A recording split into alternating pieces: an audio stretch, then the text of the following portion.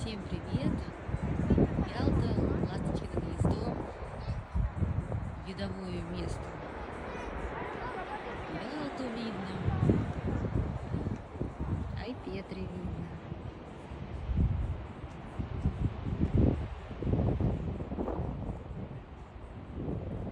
Я никуда не пропала, мой телефон попал под обновление и стал кирпичом. Теперь у меня новая техника, и я буду загружать более качественные видео.